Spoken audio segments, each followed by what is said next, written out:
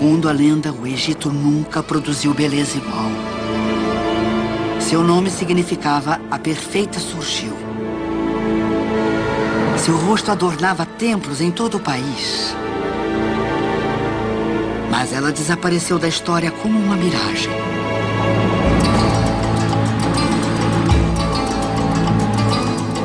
Hoje, uma egiptóloga acredita ter feito a maior descoberta desde a tumba de Tutancâmon.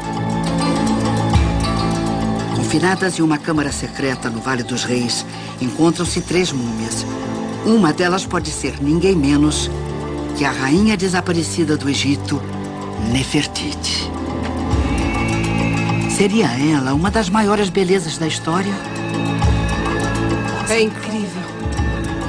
Para descobrir, nosso especialista embarca em uma jornada pelo tempo para desvendar a história de uma deusa viva, cujo turbulento reinado foi uma saga trágica de poder, amor, traição e talvez assassinato.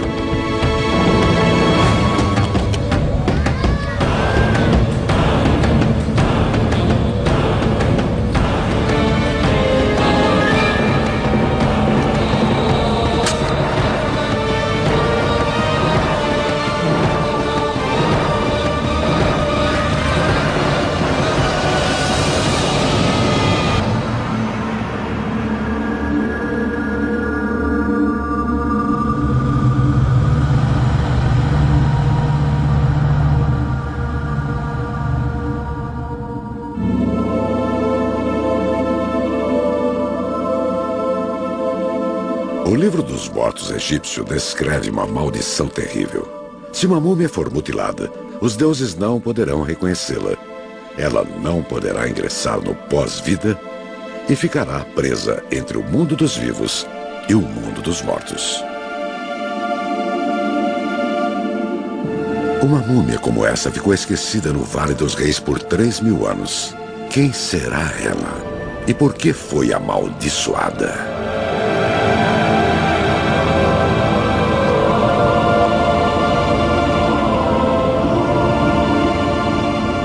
Em 1912, arqueólogos alemães encontraram uma relíquia nas areias do deserto central egípcio. Era o busto de uma rainha esquecida. Esta incrível descoberta representa hoje um ícone de beleza em todo o mundo. Mas muito de sua vida permanece um mistério. O nome Nefertiti é traduzido repetidamente como a perfeita surgiu. Em muitos aspectos é a figura real perfeita.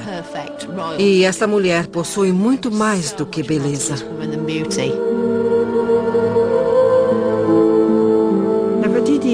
Nefertiti é uma das personagens femininas mais extraordinárias da história egípcia. Existem muitas rainhas importantes, mas entre todas elas, Nefertiti se destaca como sendo especial.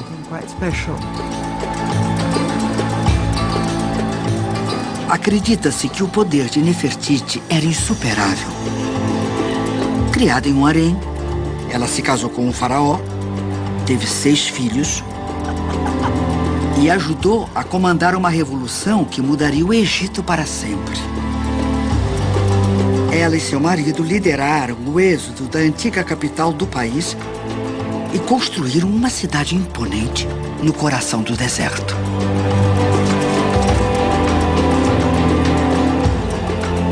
Para alguns, ela era uma fanática religiosa, uma conspiradora, uma traidora. Outros viam nela uma heroína que fez o maior dos sacrifícios para salvar seu país. Uma rainha misteriosa, uma rainha mágica, uma rainha amorosa, uma rainha invejosa, uma rainha vingativa. Nefertiti foi a rainha mais importante do Egito. O destino de Nefertiti é um dos maiores mistérios não resolvidos do Egito Antigo. Mas uma egiptóloga passou os últimos 13 anos tentando solucioná-lo. Em uma câmara fechada nas profundezas de uma tumba, a doutora Joan Fletcher acredita ter encontrado a rainha desaparecida. Identificar uma múmia real como Nefertiti é muito significativo e extremamente importante. Eu desejo sorte a ela. Em sua busca por evidências, a doutora Fletcher visitou, de cidades abandonadas e templos esquecidos, as tumbas dos faraós. Pouco resta do reinado de Nefertiti. Mas com base em fragmentos de textos e um acesso sem precedentes a imagens raras, Joanne desvendou novos fatos sobre esta rainha lendária.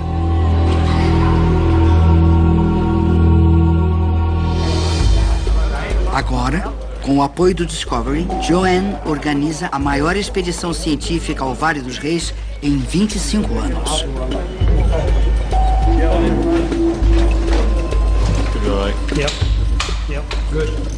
Uma equipe de especialistas irá empregar a tecnologia mais moderna para descobrir a verdade sobre a múmia que se acredita ser Nefertiti. A ciência moderna poderá revelar os segredos da múmia? Seria este braço cortado a marca de um faraó? Por que a múmia possui um ferimento à faca no lado do corpo?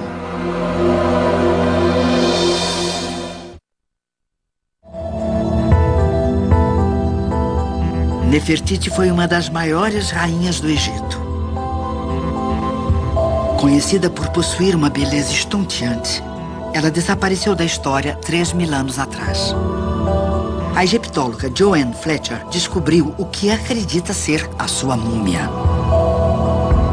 Ela espera que, através da tecnologia criminalística, consiga desvendar qual a verdadeira aparência desta mulher e solucionar o mistério de sua morte. Mas onde começa a história da múmia?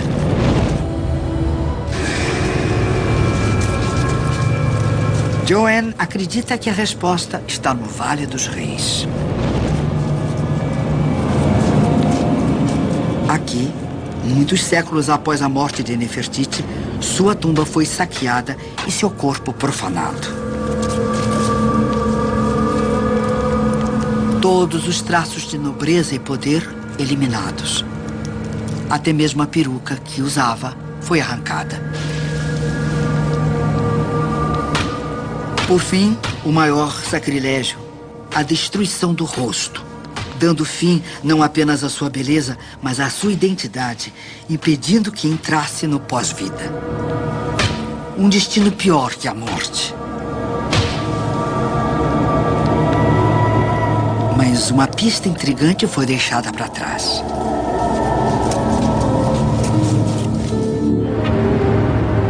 Uma pista que passou despercebida por todos, exceto pela doutora Joanne Fletcher.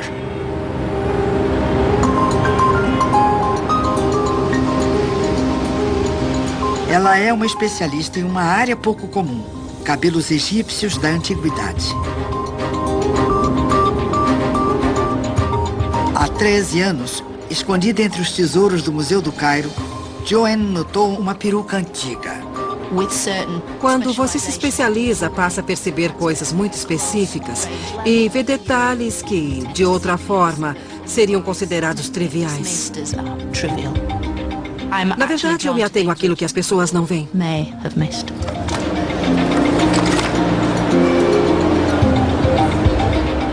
Uma peruca é como uma impressão digital, que indica a época em que foi feita e quem era o seu dono.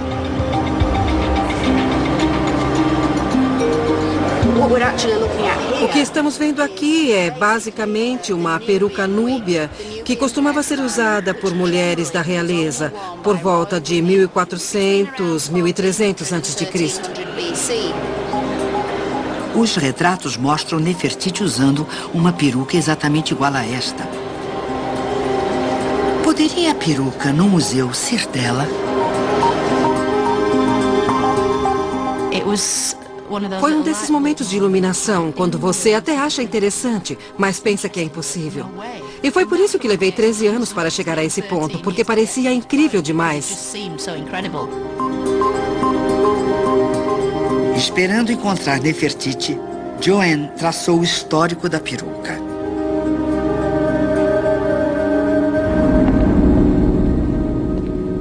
1898, um francês chamado Victor Loret começou a escavar uma tumba que estava selada há milhares de anos.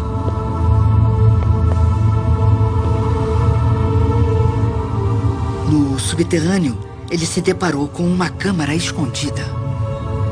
No interior dela, 3 múmias desconhecidas.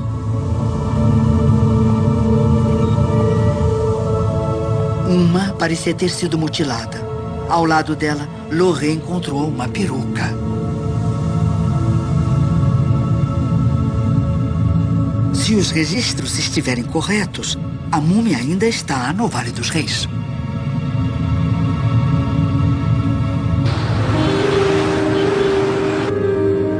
Um século após a descoberta de Victor Loret, Joanne vai até a tumba. A tumba fica aproximadamente 650 quilômetros ao sul do Cairo, no Vale dos Reis, o cemitério dos faraós. Para chegar até lá, Joanne precisa cruzar o Nilo, cujas enchentes anuais trazem vida ao Egito. As autoridades egípcias concederam a ela o acesso restrito à múmia. Para Joanne, a viagem é desgastante.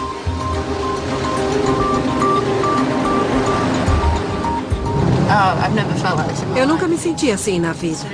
É uma mistura de medo e empolgação. Uma empolgação enorme. Ela passa pelo Colosso de Menon, como Nefertiti deve ter feito inúmeras vezes. Estamos muito perto. Depois daquelas colinas fica o Vale dos Reis. O cenário de muitas histórias de aventura.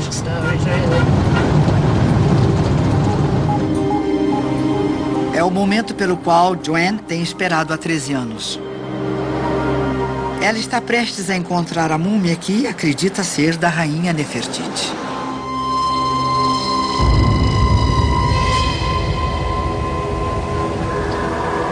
Sete da manhã, e a temperatura no Vale dos Reis chega a 49 graus. Por 5 séculos, quase todos os reis egípcios foram enterrados aqui. O vale é uma colmeia de tumbas.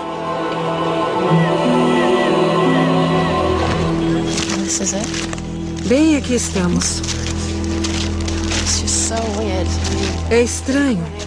Eu venho aqui há 20 anos e esse dia não se parece com nenhum outro.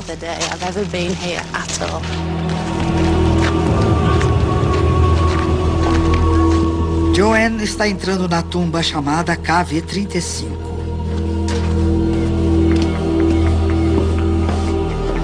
Uma das tumbas mais profundas e mais espetaculares do vale, a KV35 possui 4 câmaras laterais.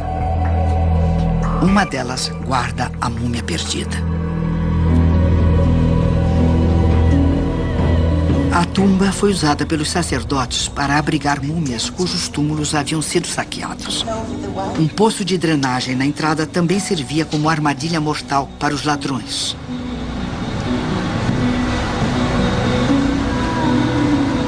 Uma das câmaras foi lacrada.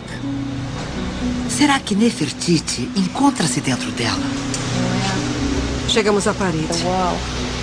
A câmara mortuária. Incrível. Ela permanece selada, com exceção de uma pequena brecha usada periodicamente para a checagem de seu conteúdo. É tão emocionante. Joanne está esperando o Dr. Zahi Hawass, o maior caçador de múmias do Egito. As múmias provocam nossa imaginação. Elas possuem segredo e magia. Quando pronunciamos a palavra múmia, todas as crianças e adultos nos olham. É como mágica.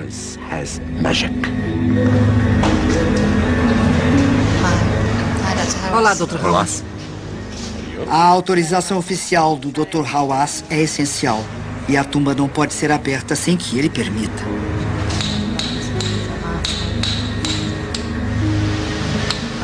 Não consigo acreditar. O tempo é curto e o trabalho é lento.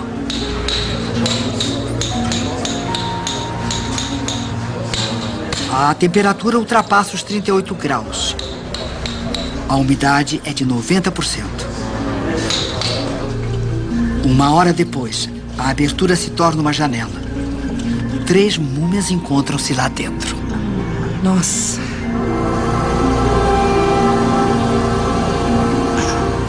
Lá estão elas. É incrível. Obrigado.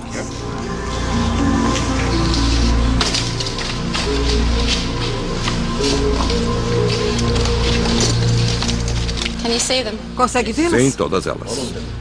Elas não são lindas? Sim. Você quer entrar? Ah, sim, por favor. Ok. Obrigada. Está com medo? Não, eu adoro múmias. Tem certeza? Especialmente essas 3. O rosto é impressionante. O rosto é real, não é? Não é? É, sim. Um rosto muito distinto. Apesar dos 3.000 anos de idade, elas estão em boas condições. Todas as 3 múmias estão desembrulhadas. Um grande problema para identificá-las, pois os nomes estariam escritos nas bandagens. É com certeza um ótimo trabalho de mumificação. Os embalsamadores fizeram um trabalho muito bom. Uma delas é uma mulher idosa, a outra é um homem jovem. Joanne acredita que a terceira possa ser Nefertiti.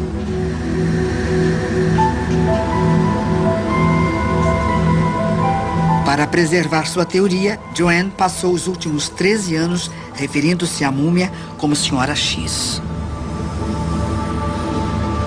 Ela não contou nem mesmo ao Dr. Hawass qual supõe ser a identidade da múmia. Essas 3 múmias aqui continuam fazendo história e continuam intrigando as pessoas que querem saber por que foram deixadas aqui. Ninguém consegue identificá-las. Todos têm uma teoria. Mas será que Joanne irá encontrar as provas que precisa para confirmar sua teoria? Após uma breve inspeção, o Dr. Hawass deixa que Joanne continue com a investigação.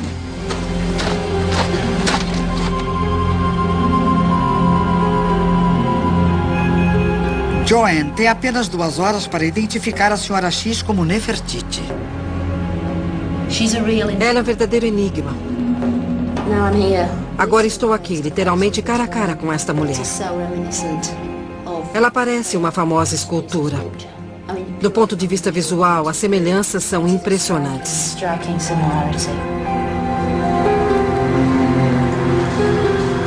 O pescoço comprido é uma pista, assim como uma marca ao redor da cabeça.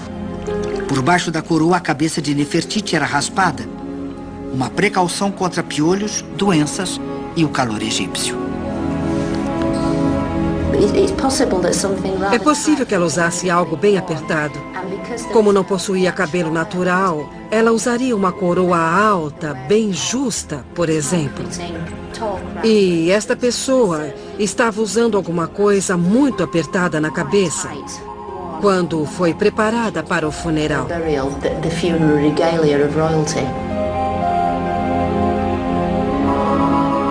Outra característica muito peculiar é encontrada em algumas descrições de Nefertiti. O uso de 2 brincos em cada orelha.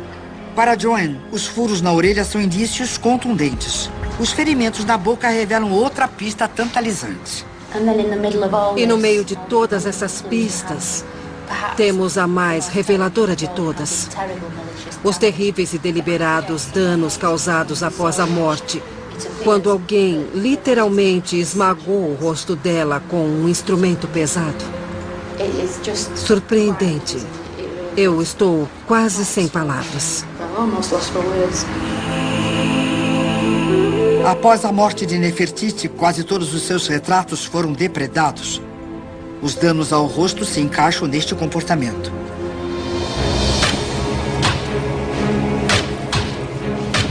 Com o rosto esmagado, uma múmia não poderia dizer seu nome aos deuses para ingressar na vida eterna.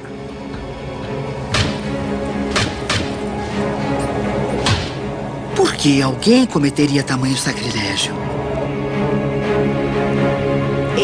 É difícil ver isso simplesmente como um caso de roubo, porque nenhuma joia era colocada próximo à área da boca. Mas eles esmagaram esta região específica, como se estivessem tentando manifestar alguma coisa.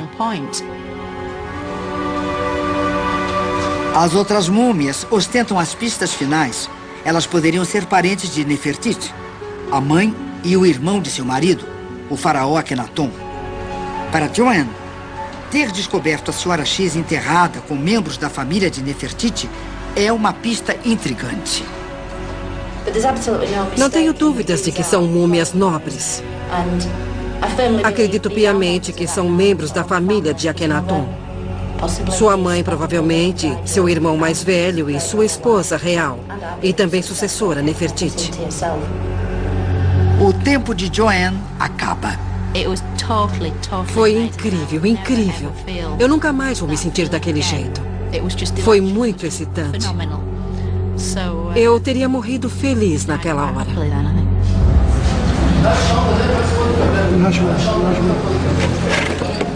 As múmias são isoladas novamente.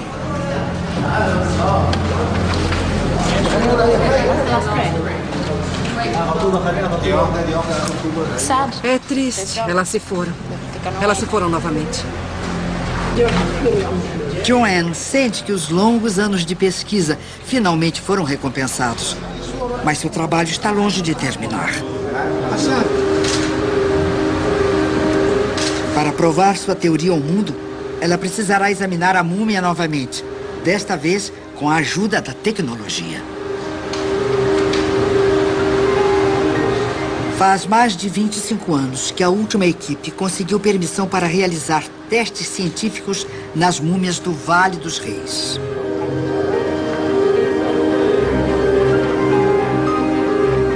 Enquanto aguarda pela autorização, Joanne embarca em uma odisseia arqueológica com o objetivo de descobrir a história secreta da vida de Nefertiti.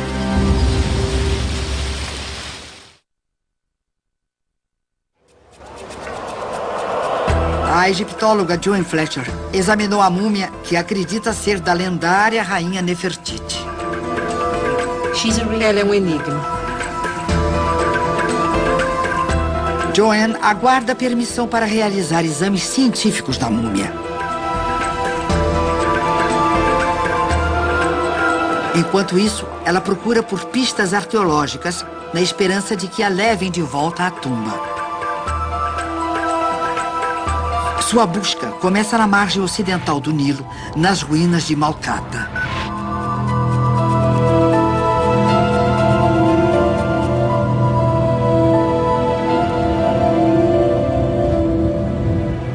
Neste antigo palácio luxuoso, Joanne acredita que Nefertiti possa ter passado a infância. Aqui, ela encontra as primeiras pistas. That's fantastic. Wow, É incrível. Isso está aqui há 3.500 anos. Tão novo quanto no dia em que foi pintado. Essas são as cores. Os mesmos desenhos que a dinastia Amarna teria visto. Amentecer, o Akhenaton, Tutankhamon e, é claro, Nefertiti. Em seu auge, Malkata foi o palácio mais espetacular do Egito Antigo. Lar dos faraós. Joanne acha que Nefertiti cresceu neste complexo entre mais de 500 esposas, consortes e concubinas. O vasto harém de Amenhotep III, o maior faraó da história egípcia.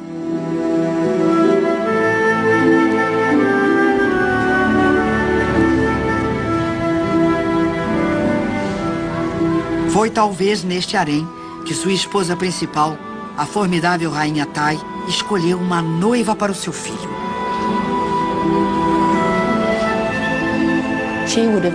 Sem dúvida, ela tinha muita influência na escolha da esposa do filho. Acho que não teria escolhido qualquer uma. É possível que Nefertiti tenha sido escolhida a dedo pela rainha e se preparado para esse papel.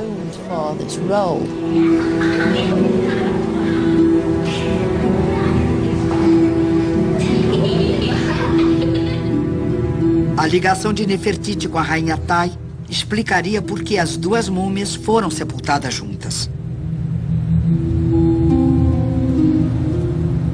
O adolescente entre as duas, supostamente o filho mais velho da rainha Tai, Thutmose, teve um papel vital na infância de Nefertiti.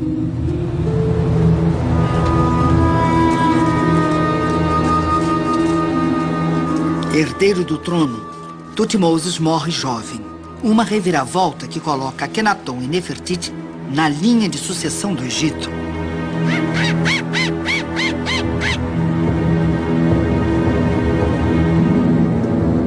Mas, desde que foram coroados, começaram a surgir problemas com uma ordem de sacerdotes, guardiães do deus mais importante do Egito.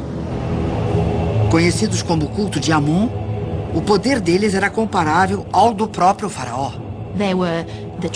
Eram a elite tradicional, conservadores e muito, muito ricos. Jurando limitar o poder dos sacerdotes, o casal real levou a disputa até a base do poder do culto de Amon, o templo de Karnak.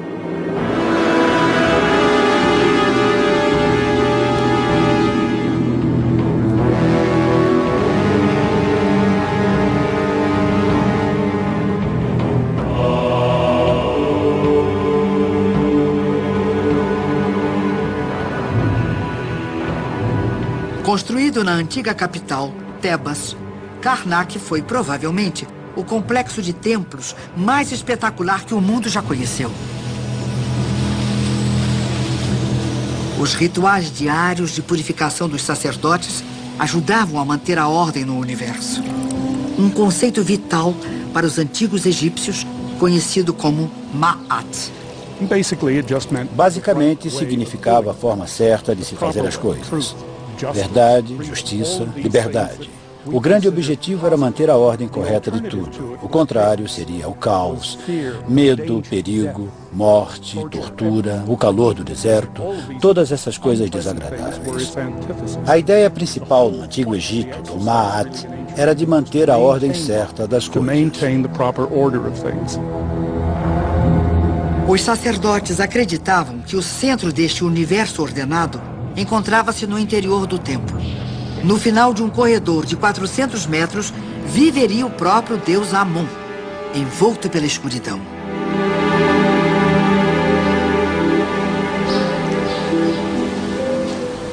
Joanne foi até Karnak procurar provas de um conflito que teria dividido o Egito.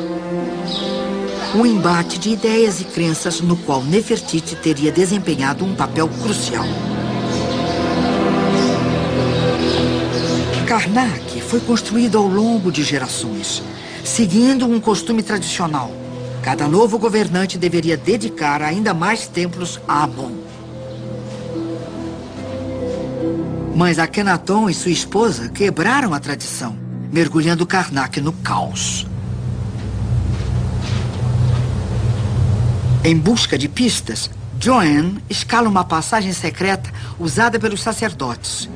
Ela leva ao topo de um pilono, um portão tradicional egípcio. É muito, muito estreito.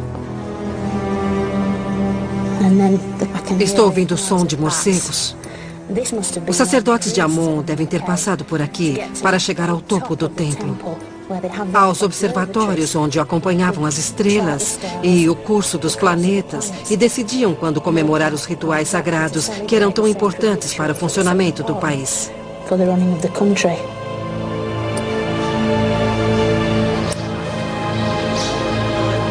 Legal.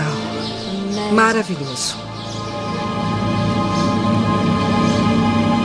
Desse ponto de vista, Joanne pode ver o local de nascimento de uma revolução.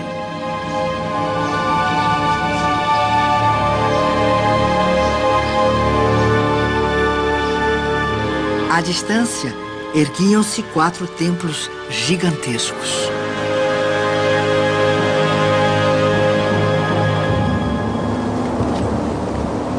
Em seu interior, o casal real venerava o novo ser superior, o deus Sol Atum.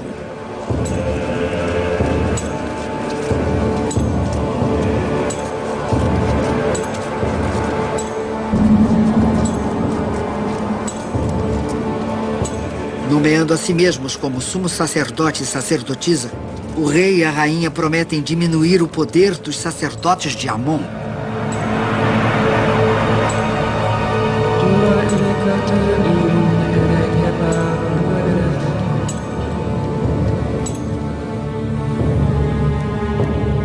E em poucos anos, os monumentos que construíram em homenagem a Atum sobrepujaram os antigos templos de Karnak.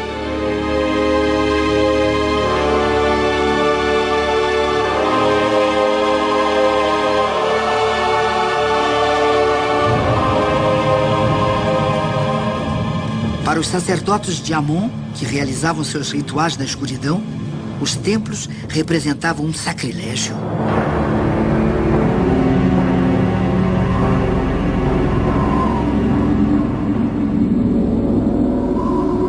Os templos de Atum não existem mais, mas um terremoto revelou os blocos da construção, escondidos por milhares de anos dentro dos pilonos.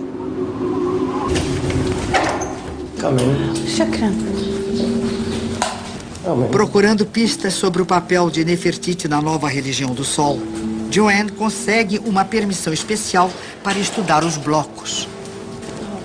Incrível. É realmente incrível.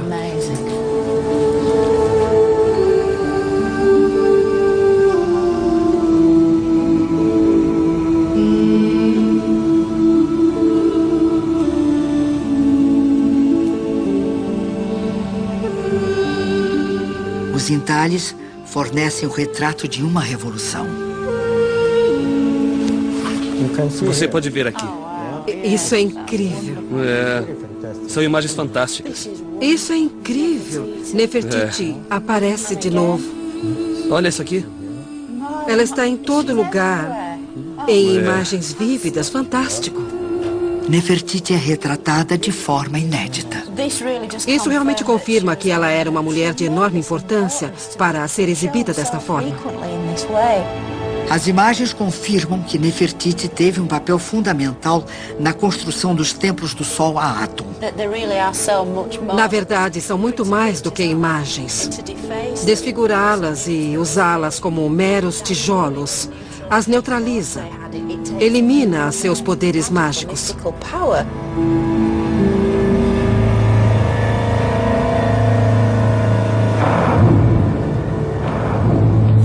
Vestido com sua exclusiva peruca cerimonial, o sumo sacerdote de Amon via os templos do Sol como uma blasfêmia e uma ameaça ao seu poder. Por volta do 5º ano de reinado, quando Akhenaton era rei há 5 anos, surge uma referência nos textos falando sobre palavras maléficas que ele ouviu denunciando uma conspiração. Talvez os sacerdotes estivessem fartos. Em resposta à conspiração, o casal real toma uma atitude radical. Eles decidem abandonar Tebas, a capital do Egito, há centenas de anos.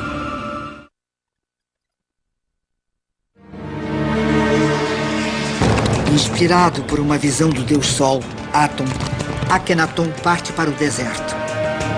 Ele busca um lugar para construir uma nova capital, uma fortaleza longe dos inimigos e uma base para iniciar uma revolução.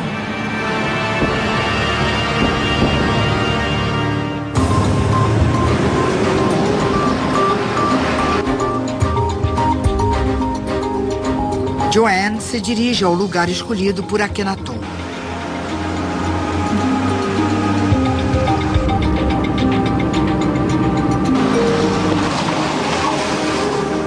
320 quilômetros ao norte de Tebas, hoje é conhecido como Amarna. Akhenaton havia escolhido uma das regiões mais remotas e inóspitas de todo o Egito. Ele anuncia que decidiu fundar a cidade neste local, porque Atum, seu pai, o guiou até aqui.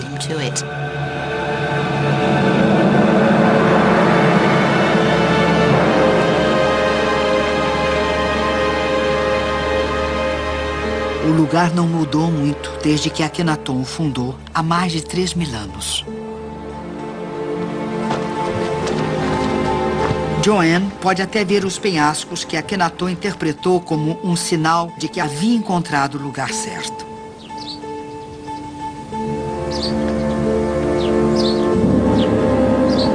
Eles possuem o mesmo formato do hieróglifo, que significa horizonte. Em certos dias do ano, o sol parecia nascer entre as duas montanhas. O local perfeito para uma cidade dedicada ao sol.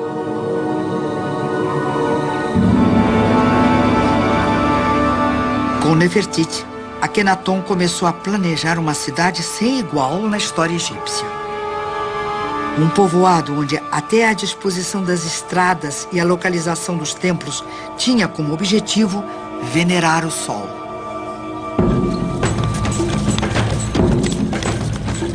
Milhares de pessoas seguiram o faraó e sua esposa ao deserto. Elas não tinham muita escolha.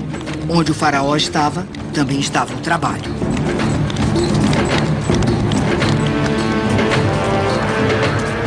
Pedreiros e artesãos vão para construir a nova cidade. Convertidos vão para adorar o novo Deus. E oportunistas vão para explorar a nova fronteira.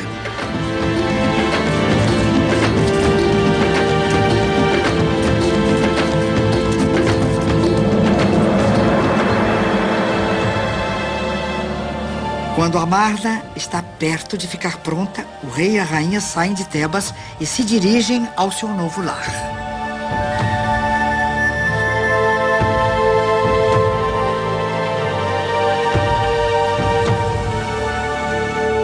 Construída em poucos anos, numa velocidade incrível, Amarna é um dos primeiros povoados planejados da história.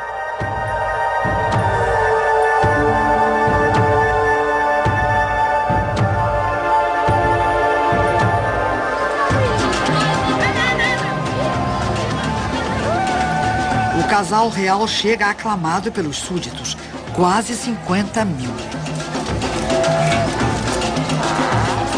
Como um sinal dos novos tempos, adotam uma informalidade jamais exibida pela realeza.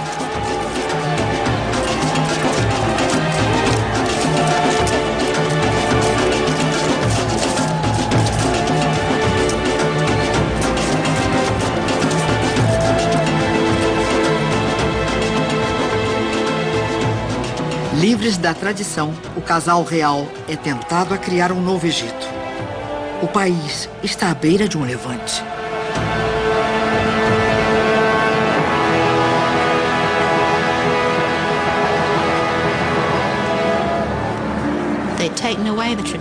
Eles retiravam os deuses tradicionais e os substituíam por si mesmos. A única forma de alcançar os deuses era através da família real, que por sua vez repassava suas oferendas a Atum.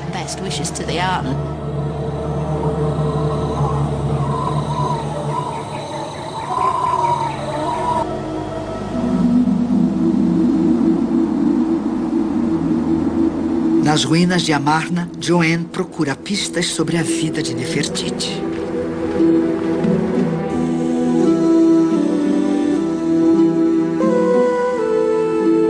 Desenhos antigos os retratam como uma família feliz, brincando com suas filhas. Um casal feliz. A rainha sempre ao lado do rei.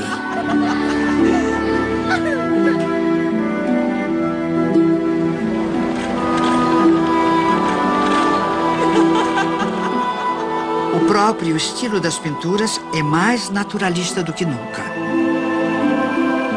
De Amarna surge a imagem mais famosa já criada de Nefertiti. Mas quão realista seria o busto? Joanne quer descobrir a mulher por trás da imagem.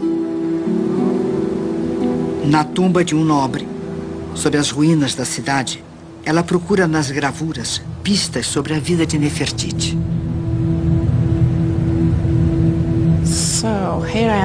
Estou entrando na primeira câmara desta tumba maravilhosamente entalhada em pedra. É incrível.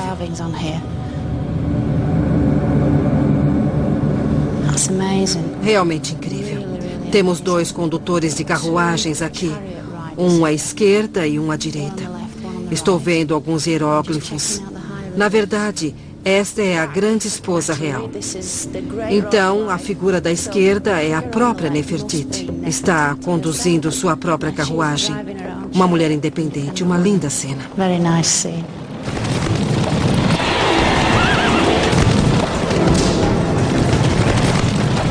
Uma cena que teria enfurecido a antiga ordem do Egito.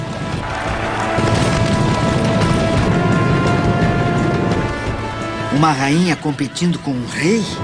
Algo impensável. Mais provas de que Nefertiti era influente no governo.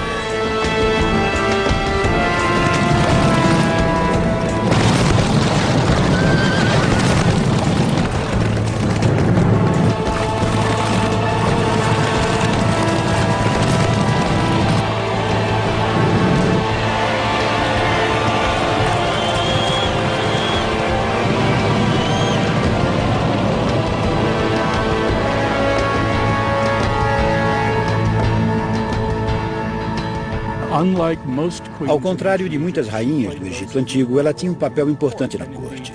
Ela e seu marido são, com frequência, mostrados como iguais.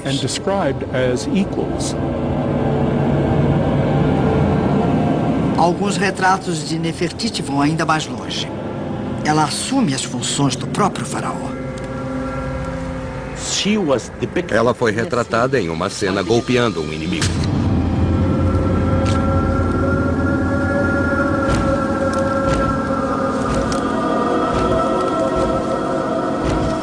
Só um rei pode golpear um inimigo, nunca uma rainha. Esta é uma prerrogativa do rei. Doutora Fletcher acredita que Nefertiti pagou um preço terrível por sua independência. As pistas estão nestas figuras. O que é isso? Registros de homens correndo. Parece que eram soldados. Estão carregando armas, lanças, escudos. Será que a arte real esconde verdades desagradáveis? Sabemos que possuíam uma grande presença militar para manter a segurança deles de ameaças internas e externas. O rei parece ter sido pouco popular, para dizer o mínimo. Essa ideia de uma família unida é um exercício cínico, manipulando a imagem pública e pessoal de um personagem.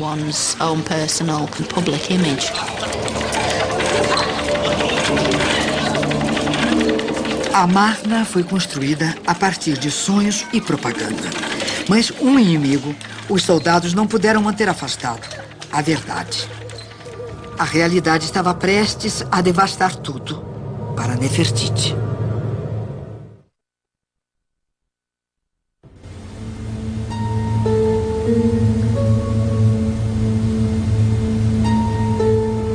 Das areias do Egito, a doutora Joan Fletcher ressuscita uma lenda. Ela acredita ter encontrado a múmia de Nefertiti escondida em uma câmara lacrada no Vale dos Reis. Para restaurar a sua identidade, Joan precisa recriar a vida da rainha perdida. Pinturas encontradas nas ruínas da capital construída por Nefertiti e seu marido Akhenaton sugerem um estado de medo. Nunca tinha visto isso antes. Um casal real cercado por tantos militares. O que realmente aconteceu durante o reinado supostamente idílico do casal?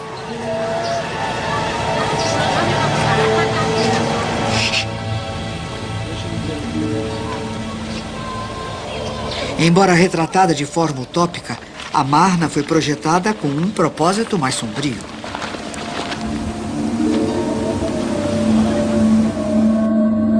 Com 3 lados protegidos por penhascos e o quarto pelo Nilo, Amarna era uma fortaleza.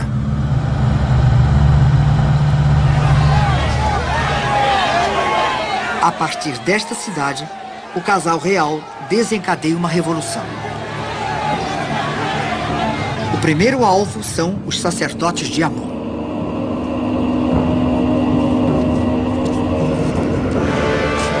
Para financiar Amarna e vingar antigas rixas, Nefertiti e Akhenaton saqueiam os templos de Karnak.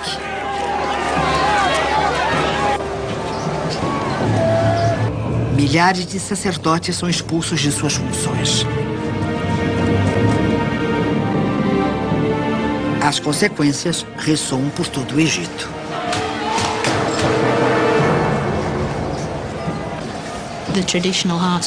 O centro tradicional de cada comunidade era o templo. Quando eles foram fechados, houve desemprego em massa. Não era permitido contestar o rei.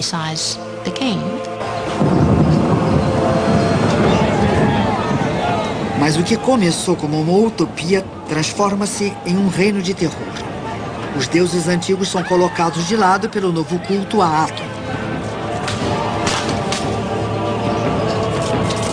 Ao banir tradições ancestrais de milhares de anos, Akhenaton e Nefertiti provocam uma crise de fé no Egito.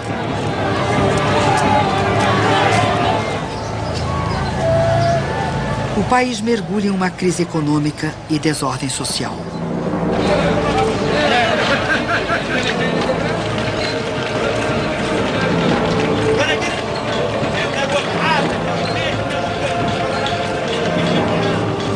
Com o exército aplacando revoltas internas, as fronteiras do Egito ficam desguarnecidas.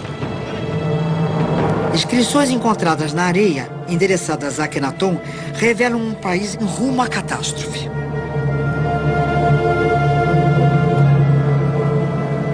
Akhenaton permanecia inflexível, determinado a continuar com a transformação do Egito a qualquer custo.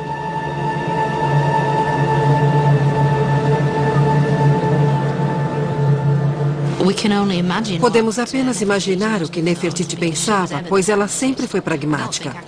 Acho que Akhenaton não se importava muito. Ele era um péssimo político. Mas Nefertiti via que estava tudo se desmanchando. Ela deve ter ficado alarmada.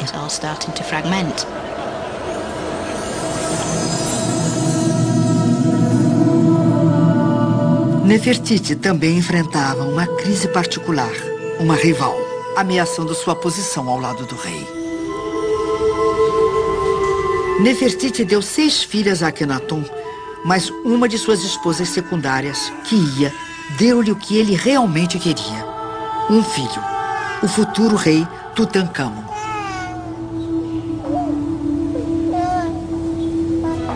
Mas Kiia não foi a esposa preferida por muito tempo. No 11º ano do reinado de Akhenaton, ela desaparece dos registros. Não se sabe por quê.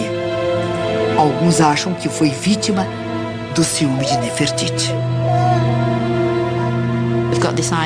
Criamos essa ideia de uma unidade familiar maravilhosa, mas ela era muito mais violenta e sombria do que podemos imaginar. A habilidade de Nefertiti em manipular situações a seu favor parece ser confirmada 1 ano após o desaparecimento de Kiia. Sua reação à crise não tarda. No 12º ano do reinado de Akhenaton, enquanto o Egito beira o colapso, ocorre um evento extraordinário em Amarna. Uma comemoração pública chamada Durbar. Ela pode ter sido planejada por Nefertiti para mostrar ao povo que tudo estava bem.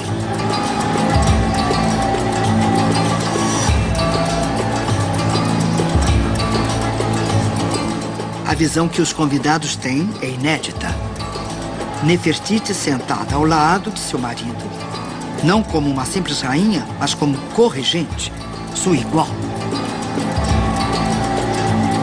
Nefertiti havia se tornado a mulher mais poderosa da Terra.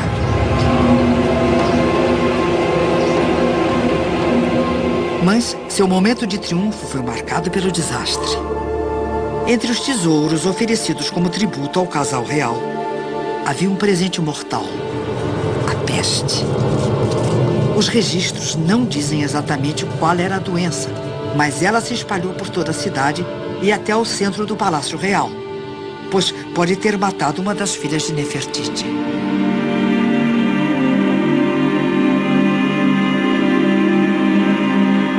No 14º ano, Nefertiti desaparece dos registros. Alguns egiptólogos acreditam que ela foi morta pela peste, Outros acreditam que foi banida e perdeu o poder para um rival chamado Smenkare, cujo nome a substitui nos registros. Esta figura misteriosa tornou-se o novo co-regente de Akhenaton e o sucedeu como faraó do Egito. O Museu do Cairo exibe um esqueleto que alguns acreditam ser de Smenkare.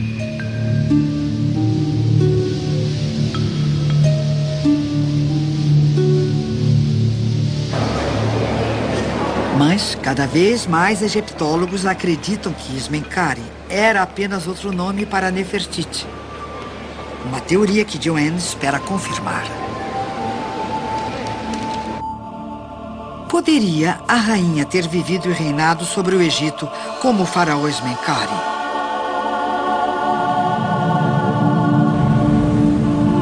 Para provar esta teoria, Joanne precisará encontrar provas de que a múmia na tumba KV-35 pertence a um faraó do sexo feminino.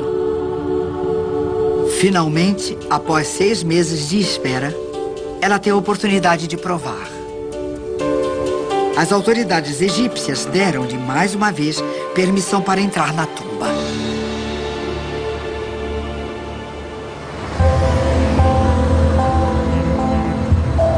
Enquanto isso, na Inglaterra, uma das maiores autoridades em restos humanos do mundo, o professor Don Brothwell, reúne uma equipe de especialistas.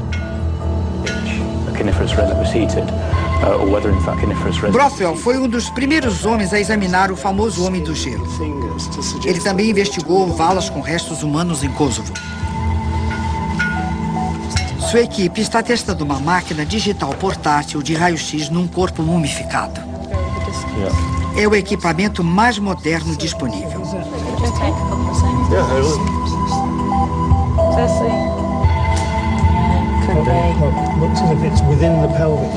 Esses raios-x digitais são a base de uma experiência única de uma equipe de especialistas em reconstrução facial. Eles usarão gráficos utilizados em criminalística para recriar o rosto da Sra. X.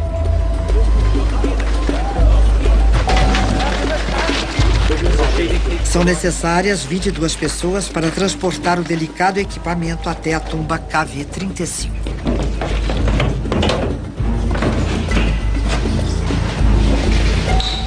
Mais uma vez, a parede é quebrada.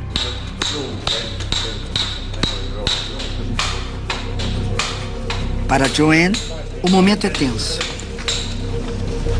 Os testes científicos apoiarão sua teoria de que a múmia é Nefertiti ou a desacreditarão.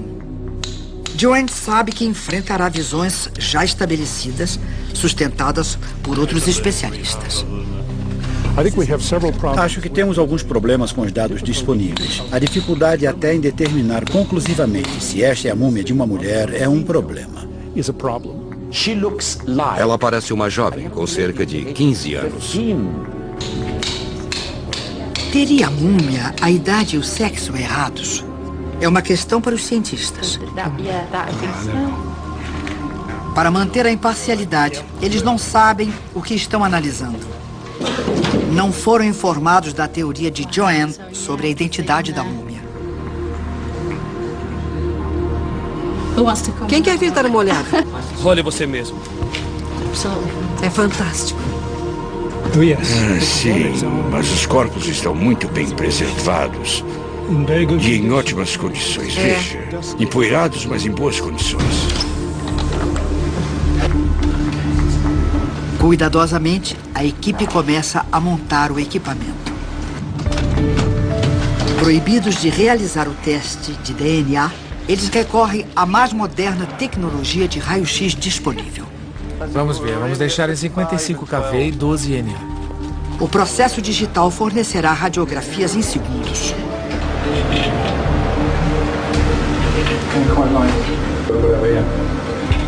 Um equipamento foi especialmente desenvolvido para o exame.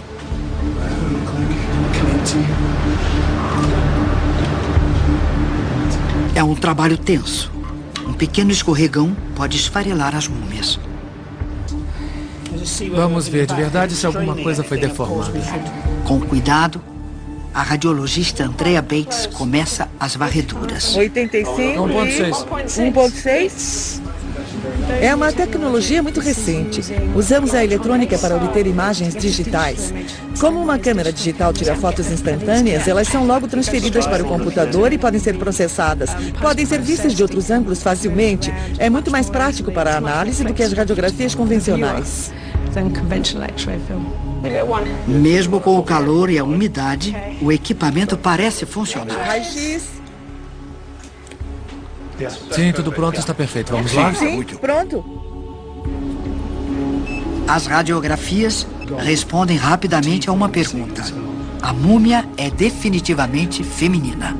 Em termos de morfologia esquelética, é bem graciosa e, sem dúvida, feminina.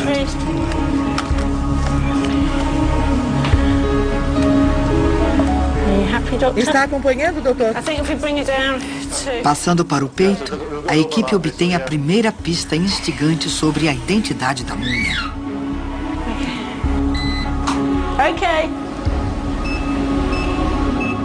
O que eles descobrem é algo muito promissor. A área abdominal. Aqui é a parte superior da pelvis e a vértebra lombar, a parte mais baixa das costelas. Está muito denso, como dá para ver. Isso não é uma densidade normal. Parece alguma coisa metálica, não parece? Parece. Para mim está parecendo uma joia. Uma joia. É, parece, não? Os pequenos objetos são contas deixadas para trás quando ladrões arrancaram os colares da Sra. X. Imediatamente, Joanne reconhece seu significado. Podemos dar um outro zoom ali? Porque aquilo parece um pequeno e antigo amuleto egípcio que usavam como joia, em forma de Nefer. E essas coisas eram usadas em profusão em volta do pescoço.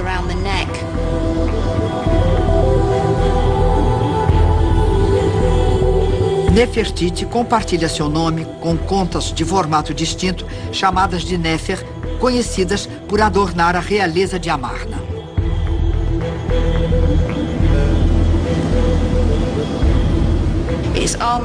Tem quase 1 centímetro de comprimento.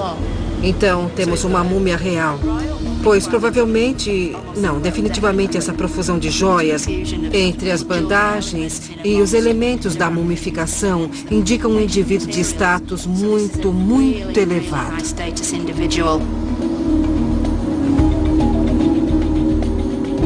A equipe descobriu uma pista vital para a identidade da múmia.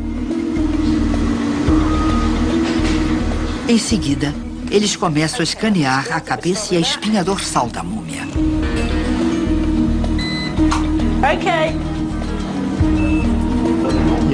Isso, bons detalhes do crânio e dos dentes. Seria este o crânio da mulher mais bonita do Egito Antigo?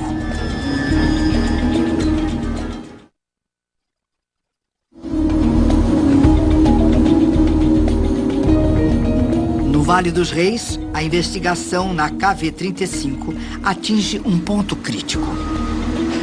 A doutora Joanne Fletcher espera provar que a múmia selada em uma câmara secreta por mais de 3.000 anos é ninguém menos que a lendária rainha Nefertiti. Isso, bons detalhes do crânio e dos dentes.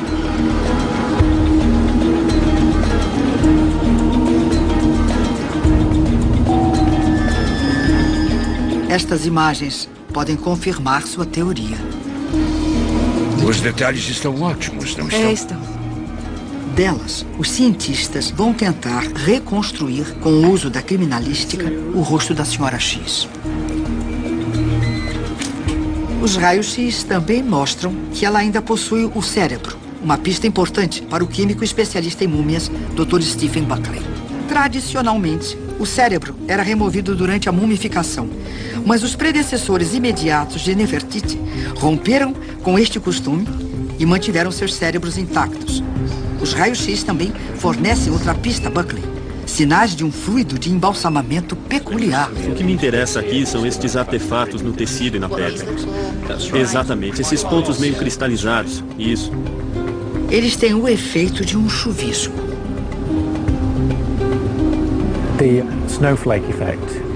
O efeito de chuvisco em raios-x é muito característico da 18ª dinastia.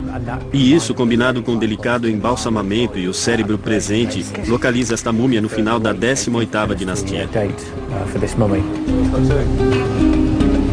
Nefertiti é da 18ª dinastia. Uma coincidência animadora.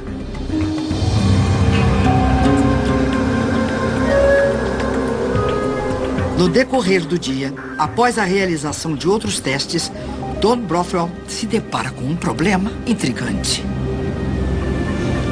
É apenas um parecer inicial, mas potencialmente devastador.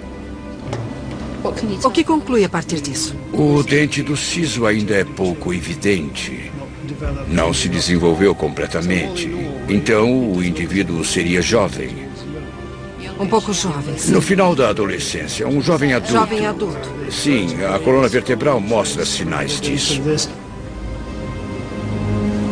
É muito difícil determinar a idade através de radiografias, mas se o palpite de Brothwell estiver certo, será o fim da pesquisa de Joanne. Nefertiti teve 6 filhas. Ela não pode ser jovem. Mesmo que Nefertiti tivesse se casado com Akhenaton quando criança, como era comum na realeza egípcia, ela teria, no mínimo, mais de 20 anos quando morreu. Joanne não pode ter certeza até que toda a múmia seja radiografada. Só conseguimos ver a parte superior do ilíaco, então, com um pouco de sorte, podemos tentar localizar quase toda a pelvis ali. Você está pronto? Raio-X. Após muitas horas de tensão, começa a surgir um parecer mais animador. Estamos na área torácica, ali está a parte de cima da pelvis, aqui na região lombar e aqui no baixo ventre. Quando radiografamos a parte de baixo do corpo, novos detalhes emergiram. Os radiologistas concluíram que não é alguém consideravelmente mais velho. Os ossos longos estão fundidos. Os detalhes ao redor da região pélvica indicam alguém mais maduro. Então, estamos olhando para alguém com mais de 25, talvez até 30 anos. A informação sobre a idade é bem razoável. Eu poderia ser um pouco mais específico e dizer que não chega a 30 e, com certeza, tem menos de 35. Até agora, tudo bem. Uma múmia real com a idade correta. A coisa toda foi como uma montanha-russa. Era um homem, era uma mulher, era jovem, era velha. Eu fiquei muito nervosa. Então, vamos começar a analisar isso. Pela cabeça. Mas há um outro enigma.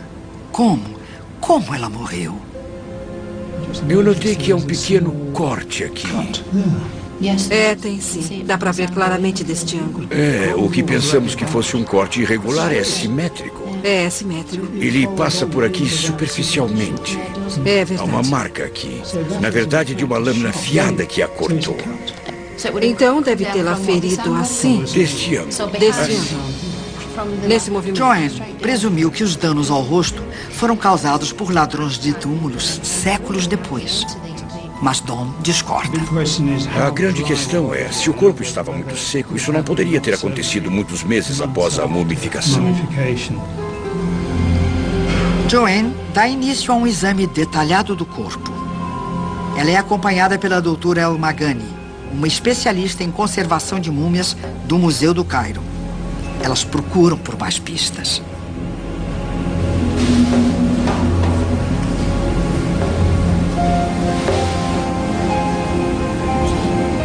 O que acha que é isso, doutora Samir?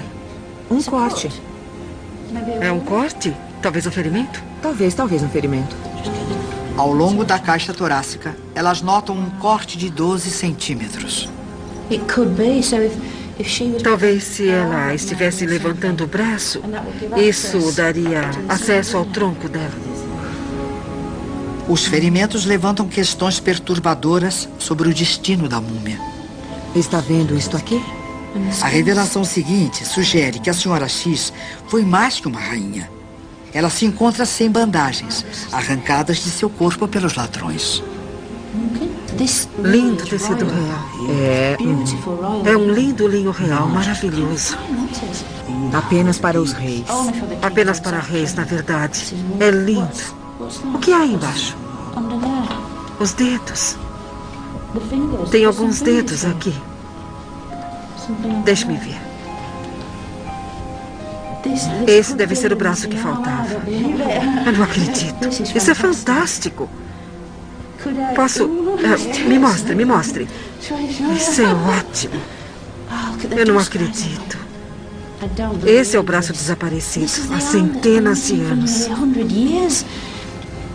É uma descoberta extraordinária. Há 100 anos, a múmia foi descoberta com o braço direito dobrado. Algum tempo depois, ele foi substituído por um braço esticado. Ele foi visto em 1900 e desapareceu desde então. É um braço direito exatamente como o relatório original dizia, segurando um cetro, e definitivamente é uma mão feminina. E tem rena ao redor das unhas, está vendo? Rena. É rena. Isso é extremamente animador. Posso ver por um momento? Ah, sim, claro. Esse é o momento definitivo. Realmente é. Se essa mão for desta mulher... Oh, wow, look. Aqui. Deste lado aqui. Olha. Está vendo? Esse é magnífico. E esse outro não parece se encaixar. Se fosse devolvido para o seu dono verdadeiro, imagine só. E esta senhora, assim como o cetro. Isso é fantástico, doutora Sami. É realmente fantástico. O membro encontrado é uma evidência fundamental. Um braço direito dobrado era o símbolo de um faraó. A descoberta sustenta a teoria de que Nefertiti viveu mais do que seu marido e tomou o trono para si. Um faraó por direito. Só encontramos isso nos desenhos de reis que são enterrados com o braço direito ou ambos os braços assim. Nas rainhas é o esquerdo. Nos reis é desse jeito ou desse. E isso realmente é uma coisa valiosa, porque se esse braço direito realmente pertencer a essa jovem mulher, isso evidencia que ela adquiriu um poder incrível em sua vida.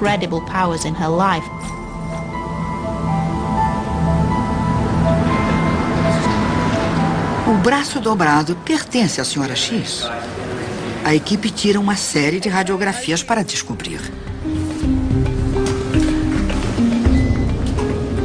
Podemos ver a fratura aqui. É uma fratura realmente interessante, não é? Nós vamos ter que comparar cuidadosamente. E será que corresponde ao corpo? Então não é só uma questão de descobrir a densidade dos ossos, mas também o jeito que os braços, os dois, foram mumificados.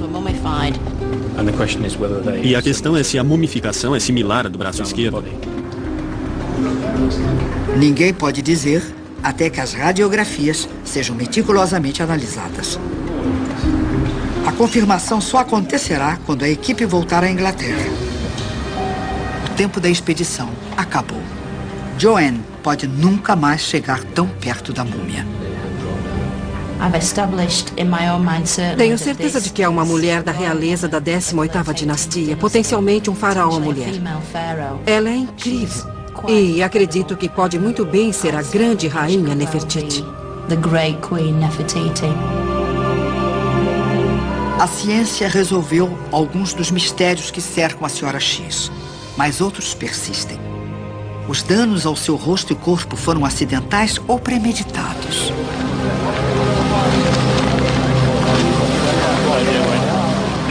A equipe de cientistas volta à Inglaterra para descobrir.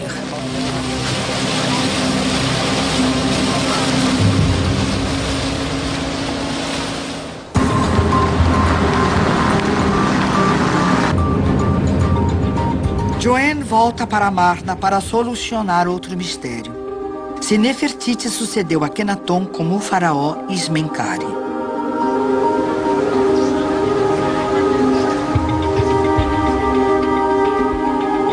Para provar a teoria, Joanne precisa de evidências de que Nefertiti viveu mais do que seu marido. Akhenaton morreu no 17º ano de reinado. A causa de sua morte continua desconhecida. Mas mais importante que isso é quem o enterrou.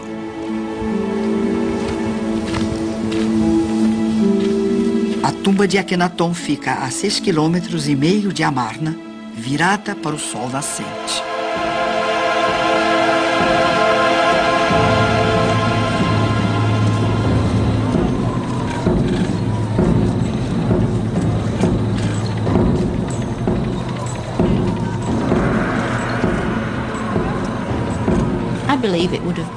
Acredito que foi ela quem conduziu os rituais do funeral como sucessora escolhida por Akhenaton. E, certamente, como corregente, ela preencheria seus requisitos. Teria sido a escolha adequada. Como herdeira de seu marido, só Nefertiti poderia ter conduzido o ritual sagrado de abertura da boca que dava a ele a imortalidade.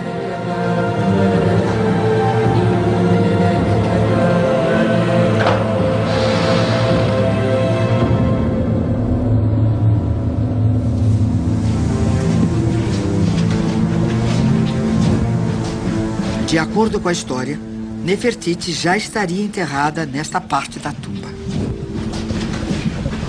Mas as pistas de Joanne provam o contrário. Esta deveria ser a tumba da rainha Nefertiti. Mas está completamente inacabada e está em estado muito bruto ainda. O teto, as paredes, os pilonos, tudo em estado bruto. Eu não acho que ela foi enterrada aqui de maneira alguma. Mas Akhenaton foi. A tumba fica ali. Então essa é a câmara mortuária de Akhenaton. Como Joanne pôde ver, a tumba do faraó foi concluída. E esta prancha na minha frente é onde se localizava o sarcófago com o seu corpo mumificado dentro. É quase certo que ela esteve bem aqui onde estou, conduzindo os rituais fúnebres do marido morto.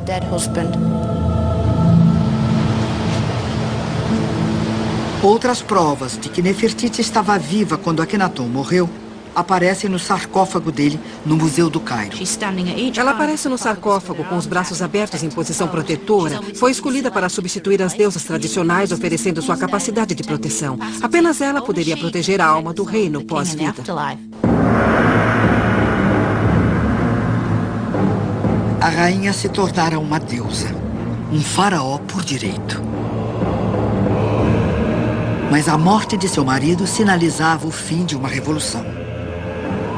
O império caminhava para a beira do colapso. Para salvar o Egito, Nefertiti daria as costas a tudo que amava, incluindo o seu Deus.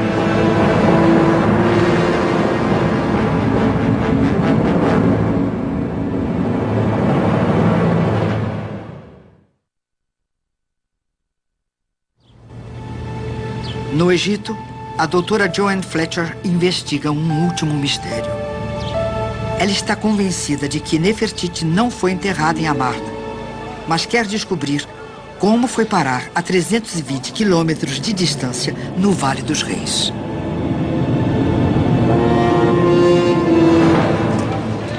Após a morte do marido, Nefertiti herda um reino que se encontra à beira de um colapso. Joanne acredita que Nefertiti assume rapidamente o controle da situação. Primeiro, ela tomou medidas para proteger a si mesma e a dinastia. Para assegurar o reinado e a linhagem de Nefertiti, Joanne acha que a rainha casou sua filha Ankhesenamun com seu enteado, o futuro rei Tutankhamun.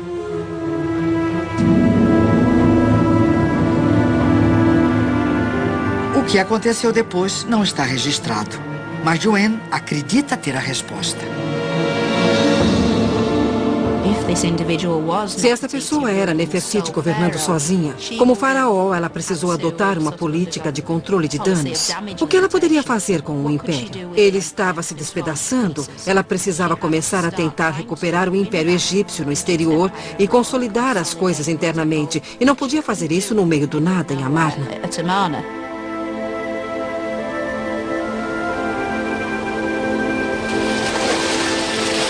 Joanne acha que Nefertiti deixou Amarna e partiu para Tebas com o corpo do marido.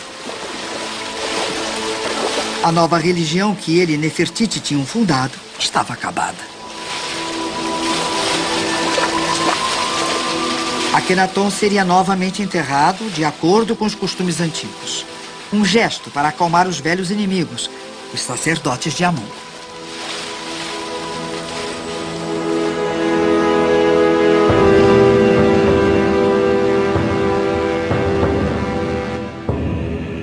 Joanne acredita que Nefertiti reabriu o templo de Karnak e reintegrou os sacerdotes de Amon. Um golpe diplomático que transformou antigos inimigos em improváveis aliados. O velho deus Amon dominava o Egito mais uma vez. Ela teria voltado a Tebas, tentando possivelmente alcançar algum tipo de entendimento com o clero tradicional. Talvez a reabertura dos templos. Os templos eram a chave de tudo isso. Ela podia reabrir os templos, ela podia recuperar os corações e as mentes das pessoas. Se isso significasse conquistar algum tipo de entendimento com os seus antigos inimigos, então era o que ela faria.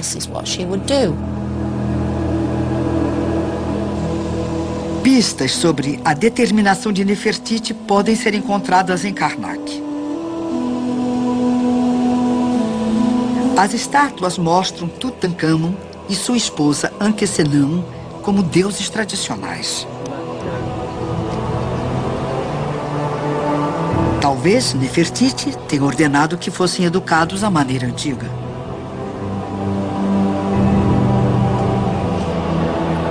Para a dinastia sobreviver, a ordem devia ser restaurada. A qualquer custo. Mas o caos que Nefertiti e seu marido instalaram não seria facilmente esquecido. Ou perdoado.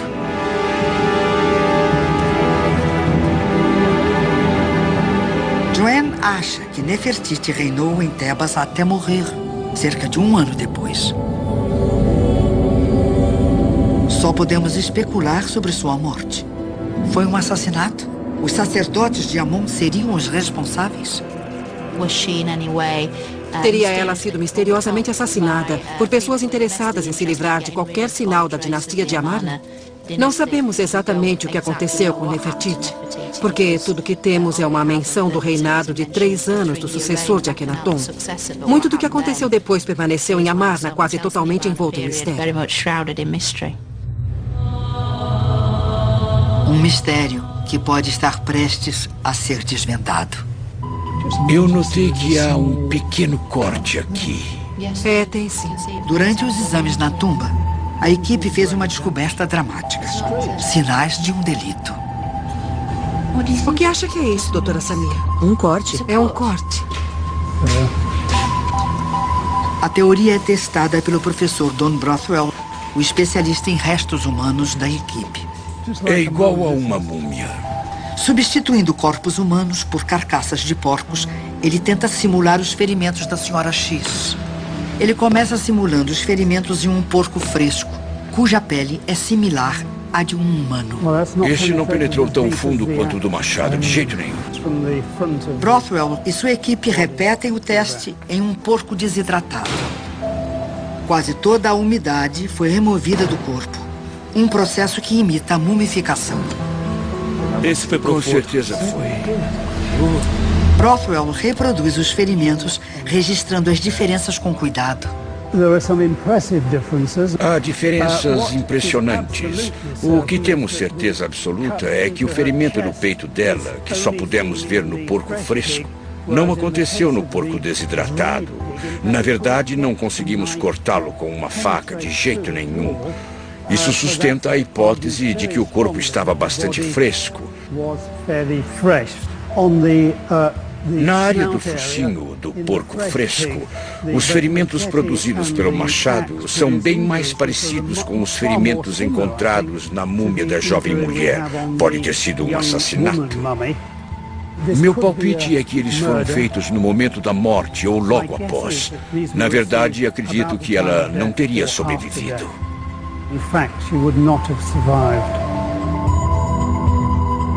O momento em que o rosto foi ferido continua incerto. Mas o golpe nas costelas provavelmente foi desferido antes da morte. Com certeza Nefertiti e Akhenaton fizeram muitos inimigos durante suas vidas e alimentaram ódio o suficiente entre os tradicionalistas egípcios para ter um fim como esse. Se isso é evidência de assassinato, não podemos dizer. É especulação.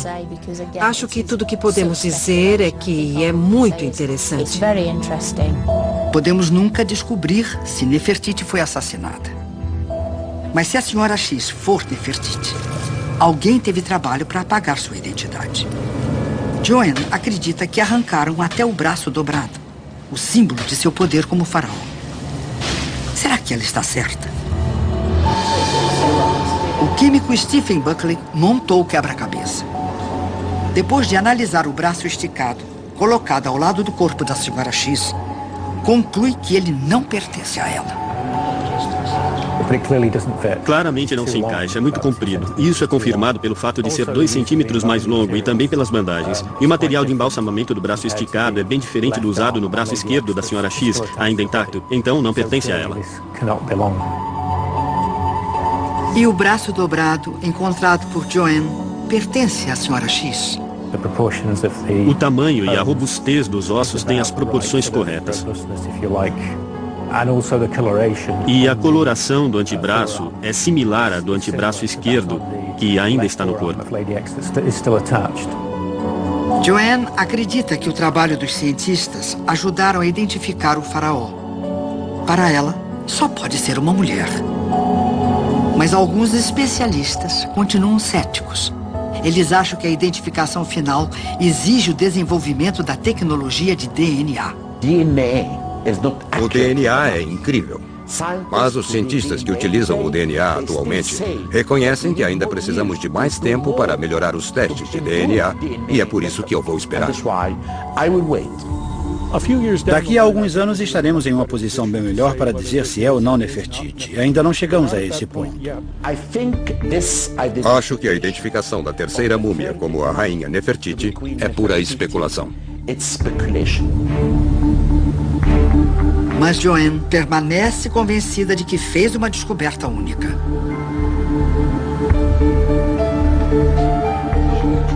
E com a ajuda de sua equipe, montou o melhor caso possível nas condições atuais.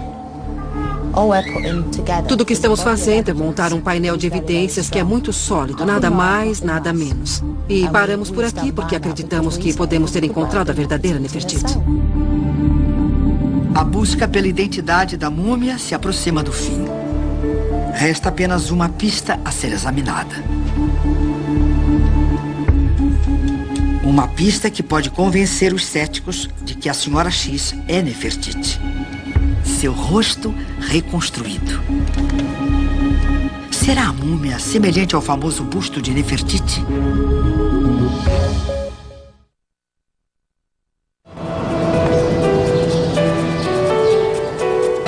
A egiptóloga, doutora Joanne Fletcher, acredita finalmente ter encontrado Nefertiti, a rainha perdida. Armada com radiografias da múmia, conhecida como Senhora X, uma equipe de especialistas recria seu rosto. Em um modelo em 3D do crânio, eles enxertam músculos e pele. É uma técnica que possui grandes vantagens em relação à ultrapassada reconstrução facial feita de argila. Se eu fizesse uma reconstrução de argila a partir de um crânio e um pouco depois fizesse outra, teria um rosto um pouco diferente. Mas com um computador, se tivermos o mesmo crânio e os mesmos dados, teremos o mesmo rosto. Depois de completo, o rosto será entregue a um artista gráfico que dará os toques finais.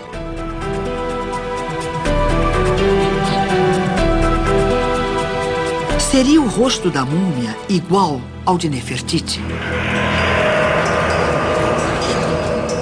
70 dias após a morte de Nefertiti, a mumificação está completa.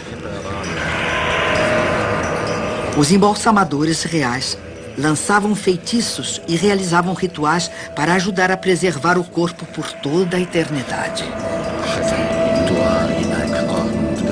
Agora ela está pronta para encontrar seu Deus. Ela teve uma vida extraordinária. Casou-se criança, foi rainha, deusa viva e faraó herege. Uma revolucionária que tentou transformar o Egito e falhou, mergulhando o país na crise que provavelmente a levou à morte.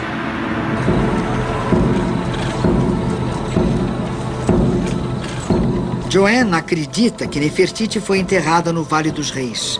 Sua procissão fúnebre foi liderada por seu enteado, o rei Tutankhamon, e por sua filha Ankhesenamun, os novos herdeiros do trono.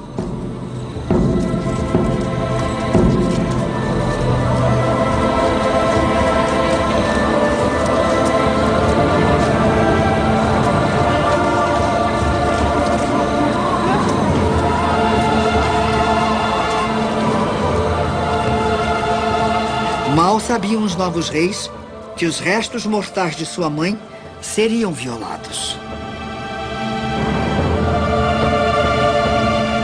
Os rancorosos sacerdotes de Amon, os homens que Nefertiti e seu marido tentaram destruir, vingaram-se de uma forma terrível.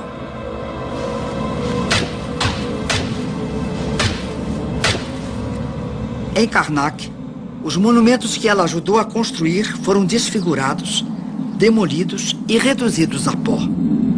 Os grandes templos do Sol desapareceram.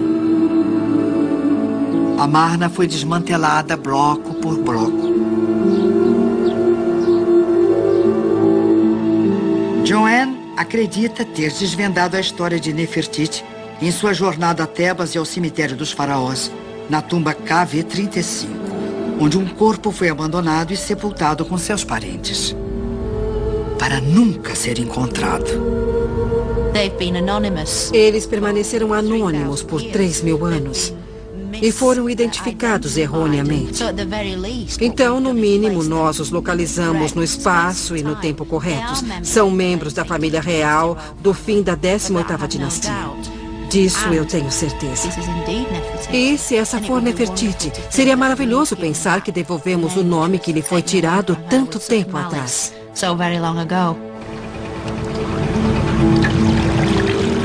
Para Joanne, a investigação no Egito acabou. Ela volta à Inglaterra para descobrir se a última peça do quebra-cabeça se encaixa. A pergunta final espera por ela. O rosto da Senhora X combinará com as representações de Nefertiti?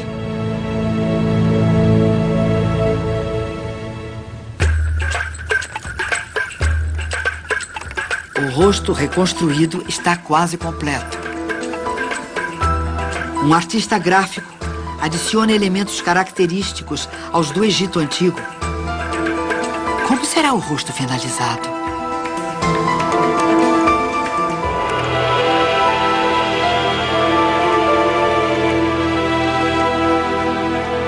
Joanne está prestes a descobrir. Olá. A equipe se reúne para a revelação. Ele é o especialista. Oi, tudo bem? Como vai? É o momento da verdade.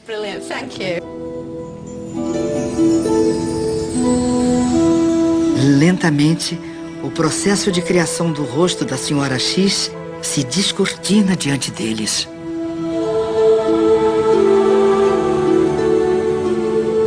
É incrível. É absolutamente incrível. É fantástico. Ela parece uma figura muito carismática, muito forte, muito capaz, mas perfeita. Ela tem um rosto tão lindo. Na sequência, a coroa e os brincos característicos de Nefertiti são adicionados. A vida imitará a arte?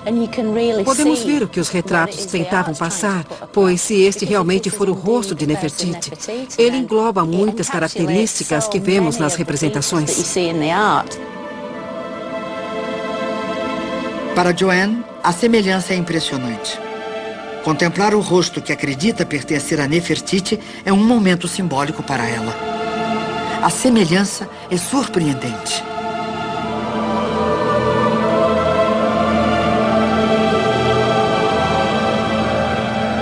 Após 13 anos de pesquisa, Joanne acredita ter restaurado a identidade da múmia e lhe devolvido o nome.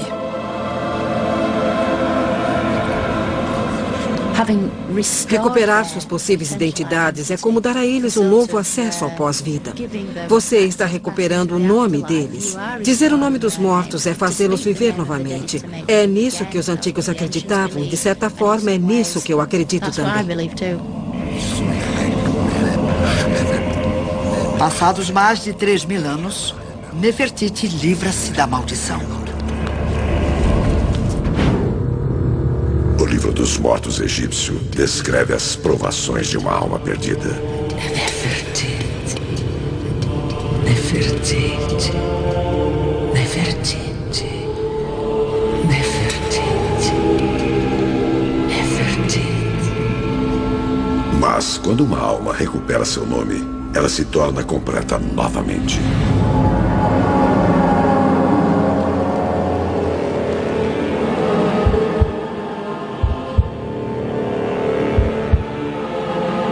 Pode falar com os deuses e recupera seu lugar de direito no pós-vida.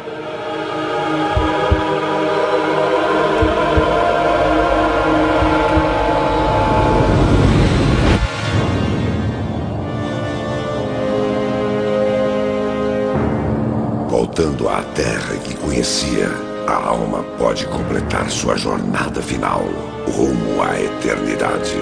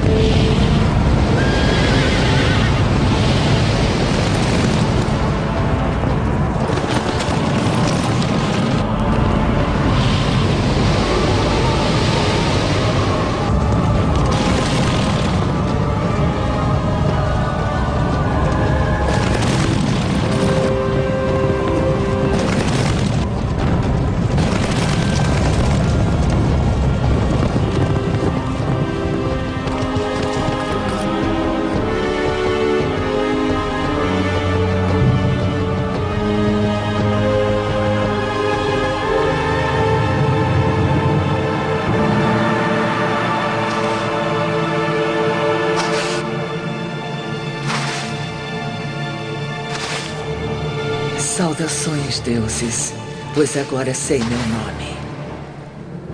Se disse qualquer palavra má ou realizei qualquer feito maligno, que o próprio Atum se erga para me defender.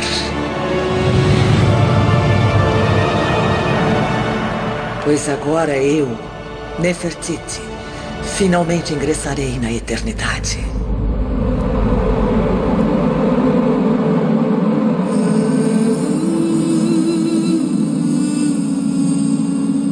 Versão brasileira Vox Mundi.